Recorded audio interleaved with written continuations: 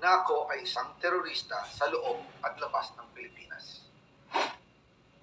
Para mailibing ako kasama ang katotohanan kahit saan man ako pumunta.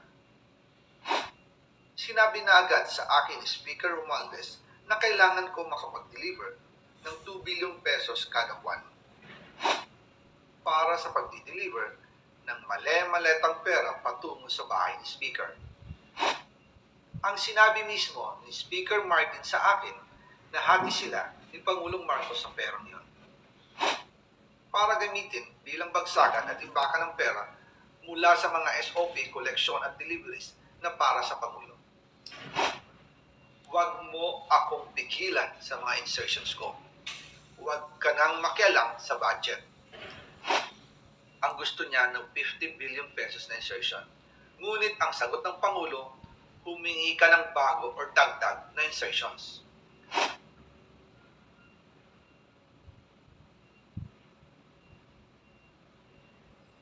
Magandang araw po sa inyong lahat. Bago ko ipagpatuloy ang aking paliwanag, nais ko munang magpasalamat sa inyo. Maraming salamat sa inyong bukas na isipan, sa inyong pasensya, at sa pagtanggap ninyo sa mga impormasyong aking ibinabahagi. Alam kong hindi madali ang mga paksang ito. Mabibigat at mahirap tanggapin. Hindi po ako makauwi dahil malaki ang banta sa buhay ko. Ngayon naman, ay meron kaming natanggap na balita. Papalabasin ng administrasyon na ako ay isang terorista sa loob at labas ng Pilipinas. Para mailibing ako kasama ang katotohanan kahit saan man ako pumunta. Pero mahalagang malaman ng taong bayan ang katotohanan. Muli, taos-puso akong nagpapasalamat sa inyong pakikinig. Una po sa lahat, sinasabi ng ICI at ni Henry Alcantara na 21 billion pesos daw ang napunta sa akin. Hindi po totoo yun. Wala akong natanggap na ganyang halaga. Ang totoo, mula 2022 hanggang 2025, ang kabuuang pera na dumaan sa akin para ibigay kay Pangulong Bongbong Marcos at kay dating Speaker Martin Romualdez ay umabot sa 56 billion pesos at hiwalay pa dyan ang 100 billion pesos insertion ng Pangulo sa 2025 budget. Pati na rin ang 97 billion pesos flood control insertion na inilagay sa NEP ng 2026 national budget. Balikan natin kung paano ito nagsimula.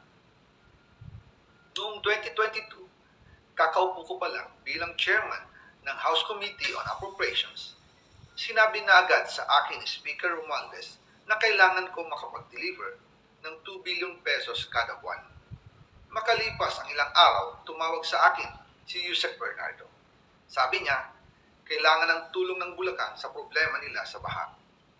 Pinapunta niya sa opisina ko sa Kongreso si DPWH District Engineer Henry Alcantara. Sa naging meeting namin ni Alcantara, siya mismo ang nag-offer kung paano ang hatian sa mga proyekto ng DPWH. 22% para kay Speaker Romualdez, 2% para kay Yusek Bernardo, at 1% para sa kanya. Doon po nagsimula ang tinatawag nilang deliveries. Ang sistema po ay ganito.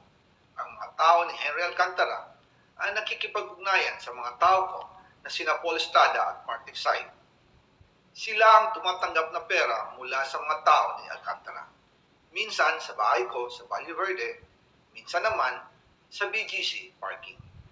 Pagkatapos nilang makuha ang pera, sila Mark at Paul naman ang nag-aayos o nakikipag-coordinate sa tauhan ni Speaker Martin Romualdez na si Jocelyn Sereno para sa pagdi-deliver ng male-maletang pera patungo sa bahay ni Speaker. Una, sa North Forbes Park sa McKinley Drive at nang lumipat siya sa number 14 Nara Street, South Forbes Park. Gusto ko pong linawin, hindi ako nakikialam sa mismong proseso ng paghatid. Dumaan lang po sa akin ang pera na agad dinideliver kay Speaker Romualdez. Ako lang po ang nagko-confirm sa text kay Speaker kapag nadala na ang pera sa bahay niya. At lahat ng ito, mula sa unang utos noong 2022 hanggang sa huling delivery noong 2025, umabot sa mahigit 55 billion pesos plus ang naihatid sa bahay ni dating Speaker Martin Romualdez. Madalas hindi nabubuo ang hinihinging 2 billion pesos bawat buwan ni Speaker, kaya iyan ang final total. Ang sinabi mismo ni Speaker Martin sa akin na hati sila ni Pangulong Marcos sa perang yon.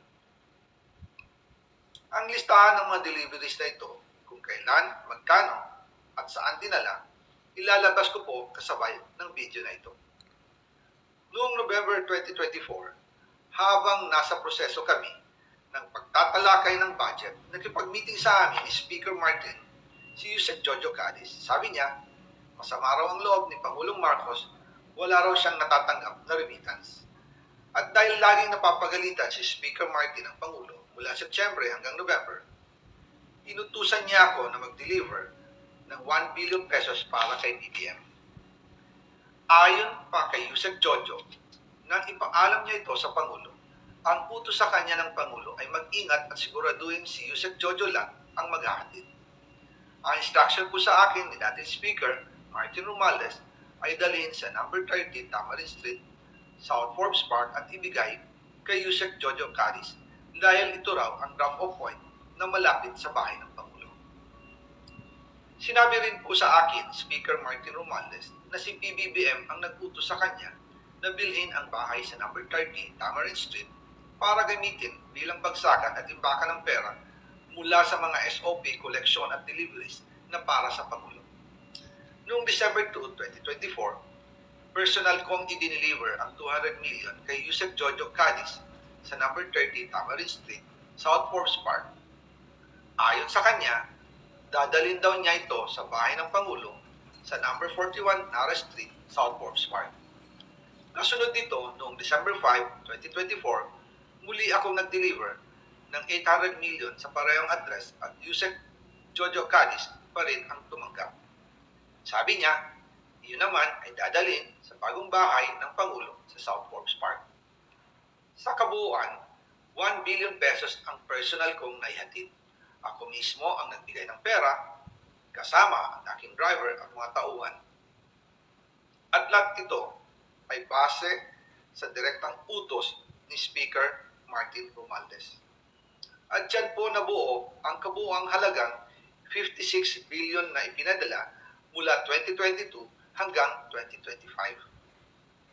Pero kahit na na-deliver na ang 1 billion pesos para kay Pangulong Marcos at kahit na naisama na rin sa 2025 budget ang 100 billion pesos insertion sa pamamagitan ng BICAM Committee, ayon mismo sa utos ng Pangulo, nagagalit pa rin daw si BBM.